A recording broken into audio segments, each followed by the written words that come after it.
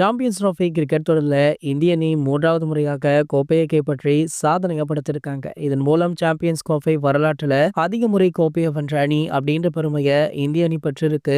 இது இந்தியா வென்ற 7வது ஐசிசி தொடராகும். இந்த தொடரை பாகிஸ்தான் நடத்தினாலுமே இந்தியா விளையாடும் போட்டிகள் மட்டும் துபாயில நடந்தது. இந்த நிலையில இறுதிப் போட்டியில கோப்பை வென்ற இந்திய அணி வீரர்களுக்கு ஐசிசி தலைவர் ஜெய்ஷா மற்றும் பிசிசிஐ தலைவர் ரோஜர் பின்னி உள்ளிட்டோர் வெற்றி பதக்கத்திற்கான விருதுகளையும் கோப்பைகளையுமே வழங்கினாங்க. இந்த சூழல்ல பாகிஸ்தானுடைய முன்னாள் கிரிக்கெட் வீரர் ஷோயிப் அக்தர் அவர்கள் தங்களுடைய நாட்டு கிரிக்கெட் வாரிய நிர்வாகிகளுக்கு கடும் எதிர்ப்பு ஒன்று தெரிவிச்சிருக்காரு. இது குறித்து வீடியோ ஒன்று வெளியிட்ட அவர், பாகிஸ்தான் கிரிக்கெட் வாரியம் தான் இந்த தொடரை நடத்துறாங்க, ஆனா பரிசளிக்கும் விழாவில் பாகிஸ்தான் கிரிக்கெட் வாரிய நிர்வாகிகள் யாருமே கலந்து கொள்ளல. இது எனக்கு ஆச்சரியமாகவும் வினோதமாகவுமே இருக்கு.